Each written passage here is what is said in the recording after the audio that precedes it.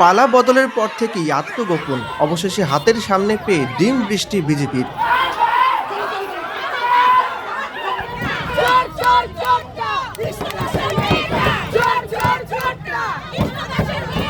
জলপাইগুড়ির দাপুটে তৃণমূল নেতা কৃষ্ণদাসের মেয়ে তথা জেলা পরিষদের শিক্ষা কর্মাধ্যক্ষা প্রণয়িতাকে হাতের সামনে পেয়ে ডিম বৃষ্টি করল বিজেপি। কোর্টের নির্দেশে পুলিশি জিজ্ঞাসাবাদের জন্য প্রণয়িতা দাস কোতোয়ালি থানায় পৌঁছাতেই একদল মহিলা তার গাড়ির পথ আটকে বিক্ষোভ দেখাতে শুরু করে। বিক্ষোভকারীরা গাড়ি লক্ষ্য করে ডিম ছোড়েন বলে অভিযোগ। পরে পুলিশ তাকে নিরাপদে বাইরে নিয়ে যাওয়ার চেষ্টা করলে বিক্ষোভকারীদের একাংশ পুলিশের কাছ থেকে তাকে টেনে নিয়ে মারধরও করেন বলে অভিযোগ। বৃহস্পতিবার এই ঘটনাকে ঘিরে উত্তপ্ত হয়ে উঠল জলপাইগুড়ি কোতোয়ালি থানা এলাকা। অভিযোগ, ক্ষমতায় থাকাকালীন বিজেপি কর্মী এবং সাধারণ মানুষের ওপর অত্যাচার চালিয়েছেন তারা। সেই ক্ষোভ থেকেই নাকি এদিন রাস্তায় নেমে প্রতিবাদে সামিল হন বহু মহিলা। অভিযোগ, নির্বাচনের ফল ঘোষণার পর 6 জন বিজেপি কর্মীর ওপর ধারালো অস্ত্র দিয়ে হামলার ঘটনায় নাম জড়িয়েছে তাদের। যদিও এই অভিযোগের বিষয়ে তৃণমূলের পক্ষ থেকে এখনো পর্যন্ত কোনো প্রতিক্রিয়া পাওয়া যায়নি।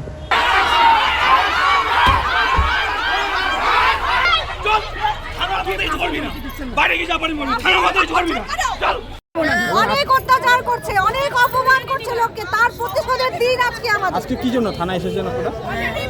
ওনার বেল হবে আজকে শুনেছি আমরা, সেটাকে আটকাতে এসেছি। বেল হতে দেব না। কে? কৃষ্ণ দাস। কৃষ্ণ দাস? হ্যাঁ, কৃষ্ণ দাসের মেয়ে বেল নিতে আসবে বাবার জন্য। সেটা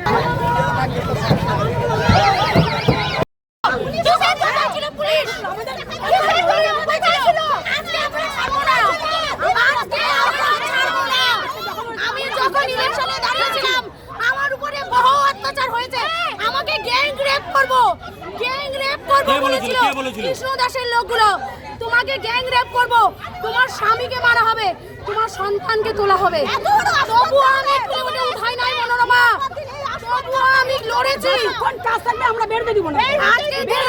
আমাদের নির্দোষ ছেলেগুলো মার্কেট দিয়েছে, পুলিশ প্রশাসন তখন কোথায় ছিল?